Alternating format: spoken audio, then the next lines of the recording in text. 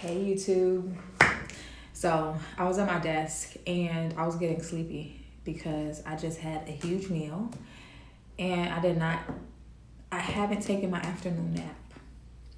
And that food that I was eating for lunch was my first meal of the day. So I was like, before I fall asleep, let me go ahead and record a video. So you guys are helping me stay up. So thank you in advance. Just wanted to give you guys a quick update on all of what's been going on and what's been going on with me, what's been going on in the businesses, what's been going on with digital products and digital marketing and all of the fun stuff. I don't remember if I told you guys that I'm officially in my new office space now. So that's exciting. First of all, if you are going to be starting a business, getting into a co-working space, especially if you are blessed to get into a co-working space like the one that I am in, it'll change the game for your business. So I have made so many connections, met so many people.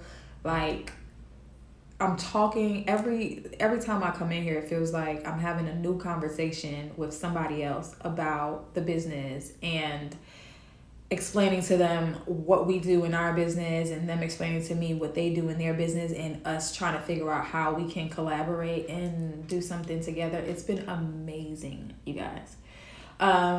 Shout out to I want to say her name is the Lab Specialist on YouTube, because you actually inspired this video and inspired me to talk about my experience with the impromptu podcast. So I posted a short the other day about an impromptu podcast that I was invited to in my office space. So my office is in a co-working space with other businesses, and there's also a podcasting room. And one of the guys from another business, he is doing a podcast. And so he was like, you want to, just get on and chat? And so I was like, sure. Sure. I was not ready though. I hate to say that I was not ready, but that experience taught me that when I am speaking, I need to project my voice, because I can get very timid and very introverted, and there's no room for that, right? There's no room for that. So it went really, really well. He was asking some great questions, just asking more about, what I did, how I'm doing it, and all of the things. So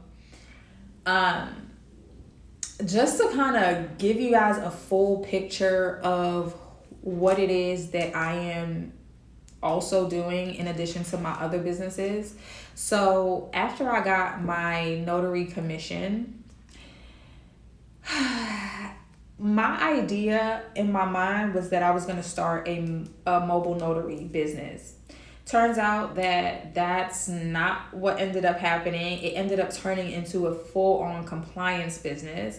And I'm now, as opposed to doing general notary, I am now focusing on a specific niche as a notary, right? So in the state of North Carolina, let me just kind of give you guys just a quick, overview. In the state of North Carolina, in order for your medical directives, your healthcare directives to be enforceable, in the event that you were not able to speak for yourself, or, anything, you get ill or you get into an accident or whatever the case, and you're not able to speak for yourself, your directives is what's going to tell your care team, your family, and everybody what your wishes are in terms of whether you want your life to be prolonged, just kind of how you want things to go.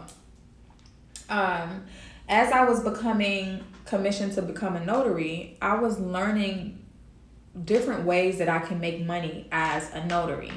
You guys know, if you don't know by now, my brain, that's just how my brain operates. My brain is very, like, where's the gap, right? I try to find the gaps and the opportunities where, I can kind of fill in.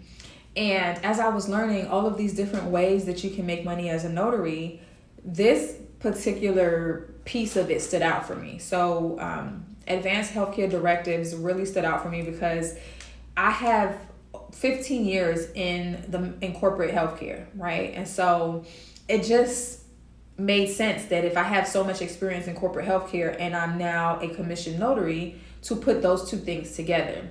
So in the state of North Carolina, your advanced healthcare directives have to be notarized. It's required. It is not an option. It has to be notarized for it to be enforceable with the state.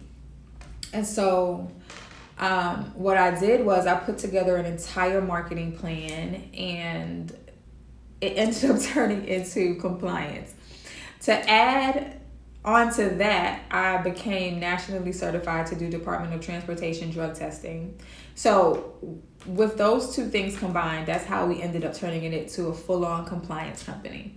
So I have not been posting and doing all of the things that you guys are probably used to seeing me do because mama has been busy. Okay. I have been getting, just articles of incorporation and bank accounts and marketing campaigns and logos and all of the business stuff done, right?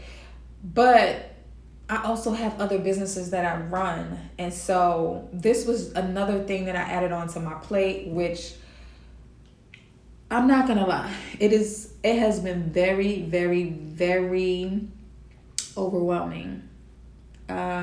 I'm doing the best that I can and trying to get everything done. At this point, if I don't write things down, it's just not going to get done.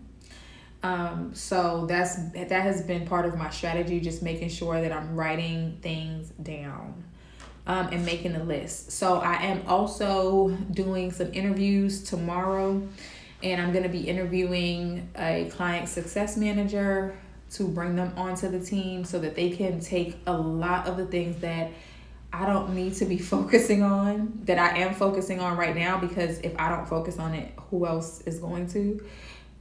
My goal is to be able to hand that over to them so that I can focus on all of the other stuff.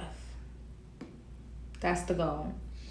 So that's kind of where I've been now. I've also been just going to different networking events. Like here in the co-working space, they have events that they do for the members and the business partners.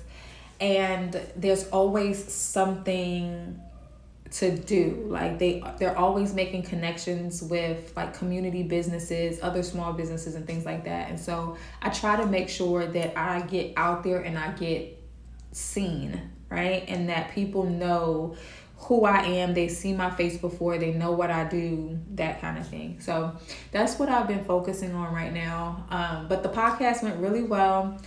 I don't know when it's going to air, but as soon as I find out, I will let you guys know. I know that we may have to redo it because I was sitting back here and the microphone was up here. And because I was so nervous. I don't know. I don't even know why I was nervous. I guess because it was impromptu and my brain just did not have the space to prepare. And I like to prepare, but I didn't have the opportunity to do that. So I was just a little nervous and I was not speaking into the mic. So I don't know if we're going to have to do it over, but if he does air it, I'm definitely going to let y'all know where it's at and, all the good stuff. But outside of that, I have just been trying to get everything done. There was just this whole thing with my business line and people calling and not being able to get into the extension. So I had to figure that out. And so just doing the damn thing. Okay. So I just wanted to come and touch bases with you guys. I am still very much doing digital marketing. I actually have an Ink to Income boot camp that's coming up on this Saturday that is completely sold out.